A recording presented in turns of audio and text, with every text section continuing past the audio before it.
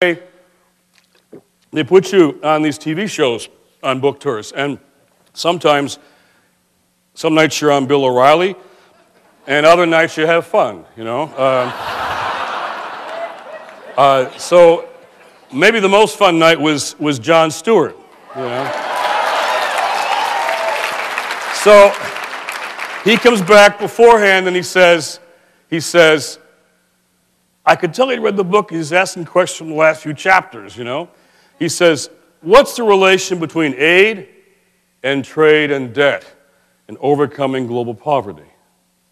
Smart questions. Funny guy, but a smart guy. Then he says, I'm afraid I'm going to ask silly questions out there. I said, John, I think that's your job, you know. He gets out there and he says, okay, now, Jim, you want to bring like religion and the words of Jesus into politics? I could feel his millions of young viewers saying to themselves, oh no, he's got some wacko evangelical preacher on my favorite show. It's going to ruin my show.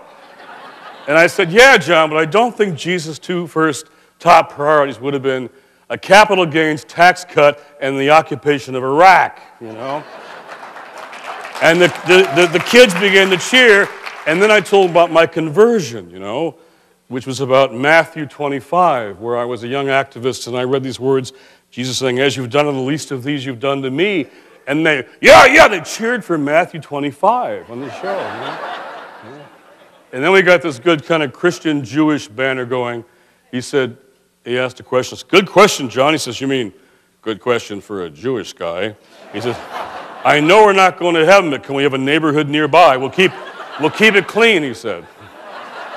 And I said, John, and you know, Richard was speaking to some of this. The Hebrew prophets use truth-telling and satire sometimes, and humor to make their points. John, you do all three very well. Maybe, John, you're in the tradition of the biblical prophets. He said, oh, no. But afterwards, the emails came, and this is my point about the story. Thousands of emails from young people across the country, and they said, I lost my faith because of television preachers, pedophile priests, cover-up bishops, White House theology.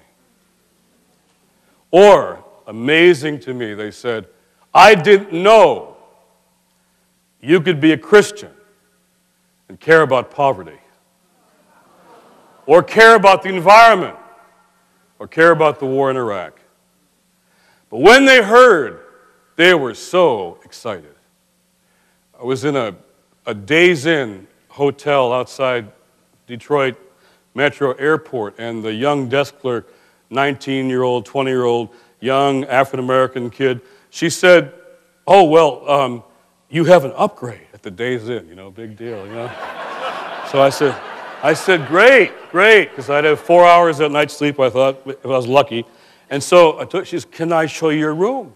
And I took the bags back with her, and she says, here it is, you know. I said, really nice. I said, who gave me the upgrade? She says, well, I did. I saw Jon Stewart and read your book. It was awesome, you know.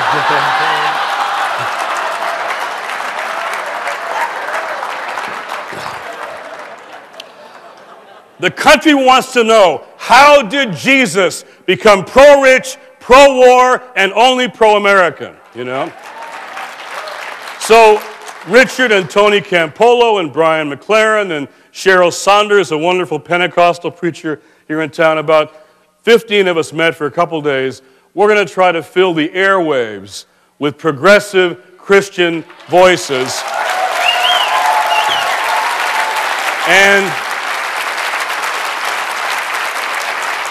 And we were talking about what we should call this, you know, progressive evangelical, progressive Catholic, you know, boring. And then Dwayne thought of something that happened in Nashville. I did a radio show where this guy said, I'm secular, Jewish, country music, songwriter, and disc jockey. And I love your stuff. And I've been following what you're doing, and you know what? I got a name for your movement. I know I'm secular Jewish and songwriter, but I think you should call yourselves the red letter Christians. He says, I like that red stuff in the Bible. The rest I could do without, he said. But I like the red stuff, you know. My friends, they have stolen Jesus from us. It's time to take him back, you know.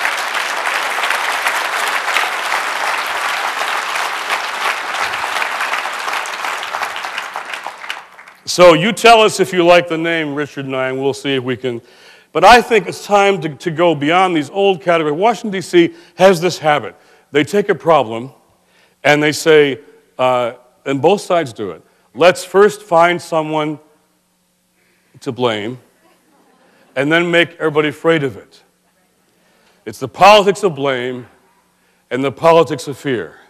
They never get back around to solving the problem.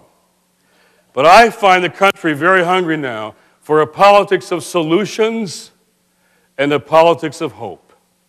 It's time to put away our left and our right and not find some mushy political middle, but to find what is what I'd call the moral center of our public life. We just don't go left, don't go right, go deeper. And let's talk about the moral choices and challenges that are underneath our political discourse. The country is just hungry for that kind of moral discourse. They're waiting for it. They're waiting for that conversation. And as I travel around, these audiences were not just diverse, but they were, or big, they were young. Half were under 30. Everywhere we went. And it's like a generation that's been in churches where the churches ask, our churches ask for the edges of our lives. And that's what they get. A lot of young people want to be asked for the heart of their lives. Their gifts, their energy, their vocation, their calling, their time, for everything. They want an agenda worthy of their gifts and their time and their lives. So in Minneapolis, signing books, and a young girl was standing there. I looked up and I said, how old are you? She said, I'm 11. You're 11. I said, well, what did you get from tonight? She said, well, I think we're just going to have to change the world. And who's going to do that? She said, well, I think people just like me.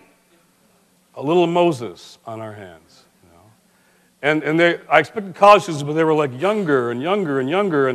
And I said, you in school? Yeah. High school. What year? Freshman. Parents aren't there, just there with his friends. And Tacoma, I told the story of the 11-year-old, and I looked up, here's even a littler girl. She grins at me, she says, 9! So I tell her story in Seattle the next night, and I look up, and here's the youngest one of all. And I said, how old are you, sweetie? She says, I think I'm the youngest so far. She says, I'm 8. I just stopped the line. I said, now, what made sense to you tonight? She said, well, when you talked about that, you know, that everyday tsunami, it's killing 30,000 children, just like me. I just sat there and I thought to myself, if I'm a Christian, I need to do something about that.